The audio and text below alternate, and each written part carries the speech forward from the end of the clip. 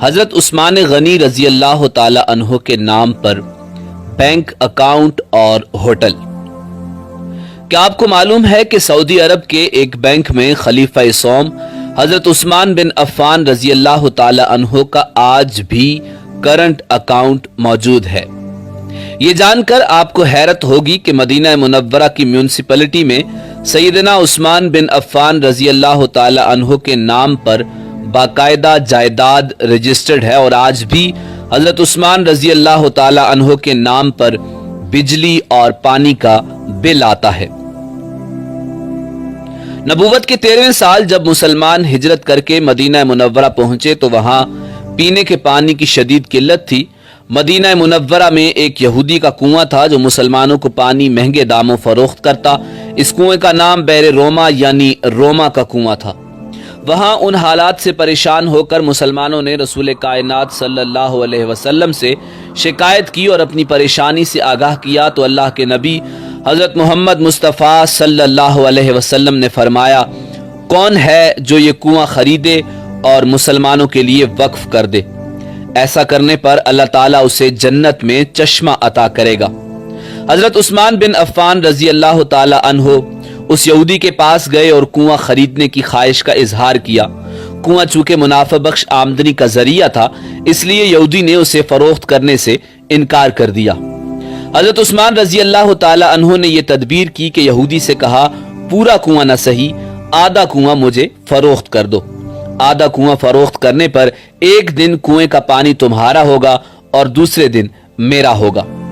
یہودی ان کی اس پیشکش پر لالچ میں آ گیا۔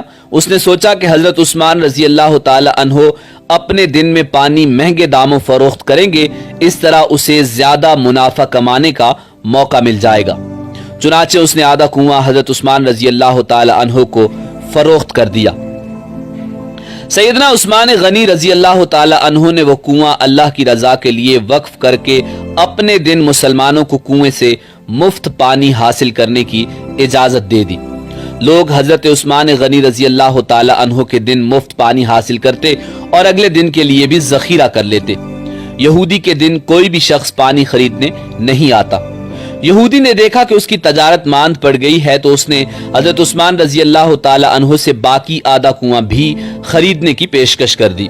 اس پر حضرت عثمان رضی اللہ تعالی عنہ راضی ہو گئے اور کم و بیش 35,000 درہم میں پورا کنواں خرید کر مسلمانوں کے لیے وقف کر دیا۔ اس دوران ایک مالدار آدمی نے حضرت عثمان رضی اللہ تعالی عنہ کو کنواں 2 گنا قیمت پر خریدنے کی پیشکش کی۔ حضرت عثمان رضی اللہ تعالی عنہ نے فرمایا کہ مجھے اس سے کہیں زیادہ کی پیشکش ہے۔ اس شخص نے کہا کہ میں 3 گنا دوں گا۔ حضرت عثمان رضی اللہ تعالی عنہ نے فرمایا کہ مجھے اس سے بھی کئی گنا زیادہ کی پیشکش ہے۔ اس آدمی نے کہا کہ اے عثمان میں تمہیں 4 گنا دوں گا۔ حضرت عثمان رضی اللہ تعالی عنہ نے فرمایا مجھے اس سے بھی کہیں زیادہ کی پیشکش ہے۔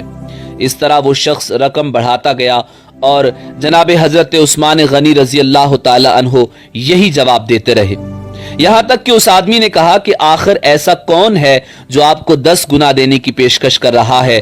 تو اس پر سیدنا عثمان رضی اللہ تعالی عنہ نے فرمایا کہ میرا رب مجھے ایک نیکی پر 10 گنا اجر دینے کی پیشکش کرتا ہے۔ وقت گزرتا گیا اور یہ کنواں مسلمانوں کو سیراب کرتا رہا، یہاں تک کہ عثمان غنی رضی اللہ تعالی عنہ کے دور خلافت میں اس کنویں کے ارد گرد کھجوروں کا باغ بن گیا اور اسی دور میں ہی اس باغ کی دیکھ بھال بھی شروع ہو گئی۔ بعد ازاں آل سعود کے عہد میں اس باغ میں کھجور کے درختوں کی تعداد تقریباً 1550 ہو گئی۔ حکومت وقت نے اس باغ کے گرد 4 دیواری بنوائی اور یہ جگہ میونسپلٹی میں حضرت عثمان بن عفان رضی اللہ تعالی عنہ کے نام پر رجسٹرڈ کر دی گئی۔ وزارت زراعت یہاں کی کھجوریں بازار میں فروخت کرتی اور اس سے حاصل ہونے والی آمدنی سیدنا عثمان بن عفان رضی اللہ تعالی عنہ کے نام پر بینک میں جمع کرواتی رہی۔ چلتے چلتے یہاں تک اس اکاؤنٹ میں اتنی رقم جمع ہو گئی کہ مدینہ منورہ کے مرکزی علاقہ میں اس باغ کی آمدنی سے ایک کشادہ پلاٹ خریدا گیا جہاں ہوٹل عثمان بن عفان رضی اللہ تعالی عنہ کے نام سے ایک رہائشی ہوٹل تعمیر کیا جانے لگا۔ اس رہائشی ہوٹل سے سالانہ 50 ملین ریال آمدنی متوقع ہے، جس کا آدھا حصہ غریبوں اور مسکینوں کی کفالت اور باقی آدھا حصہ حضرت عثمان بن عفان رضی اللہ تعالی عنہ کے بینک اکاؤنٹ میں جمع ہوگا۔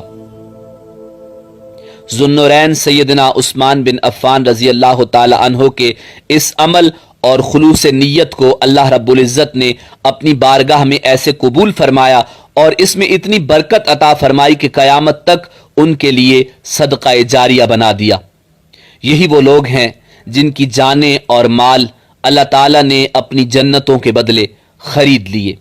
یہی وہ لوگ ہیں جنہوں نے اللہ کے ساتھ تجارت کی، جنہوں نے اللہ رب العزت کو قرض دیا، اچھا قرض، اور پھر اللہ تعالیٰ نے انہیں کئی گنا بڑھا کر لوٹایا۔